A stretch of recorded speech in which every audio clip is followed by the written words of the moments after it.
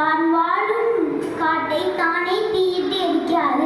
ஆனால் மனிதன் மட்டுமே தான் வாழும் சூழ்நிலையை தானே மாசுபடுத்துகிறான். பஞ்சபூதங்களையும் பாழ்படுத்துகிறான். நீரில் தொழிற்சாலை கழிவுகள், நிலத்தில் தாழ்த்துணை கிணறு, காற்றில் கருவிலைய வாயு, ஆகாயத்தில் அறிவியல் தொழில்நுட்ப கழிவுகள், இன்னும் எத்தனை எத்தனை கழிவுகளோ. நம்மளுக்கு வழங்கப்பட்டுள்ள பூமி ஒரு அழகு பூஞ்சோலை. அதை பாதுகாக்க வேண்டும். மரங்களை வளர்க்க வேண்டும். காற்றினை காக்க வேண்டும். நிலத்தினை வணங்க வேண்டும். தண்ணீரை தவம் போல் பாதுகாக்க வேண்டும்.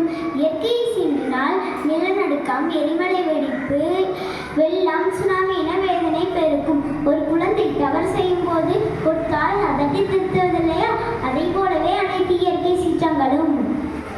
அகழ்வாரை தாங்கும் நிலம்போடும் என்றாரே வள்ளுவர்.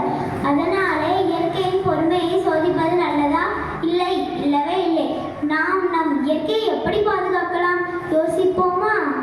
நெகிழிக்கு பதில் மஞ்சள் பை, தண்ணீருக்கு ஏற்ப தண்ணீர் செலவு, காற்று பாதுகாப்பு, மரம் வளர்ப்பு, மக்கும் குப்பை, மக்காத குப்பை, மரம் வளர்ப்பு, மழைநீர் சேகரிப்பு, இயற்கை உரம், மண் வளம், மாசற்ற நாடு, மகிழ்ச்சியான வீடு.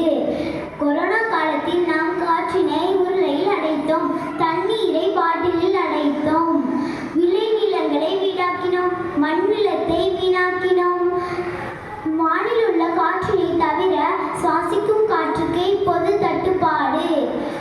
நாம் நம் பூமியை பாதுகாப்பது நாம் நம்மையே பாதுகாப்பது போல நாமும் நம் சுற்றியுள்ள இடமும் தானே நம் பூமி.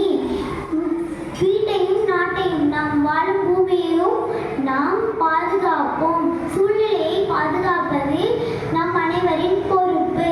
நாம் நம் சந்ததியினருக்கு வழங்கும் பரிசு சுத்தமான காற்று, தண்ணீரும் சூழ்நிலையும் மட்டுமே. நன்றி.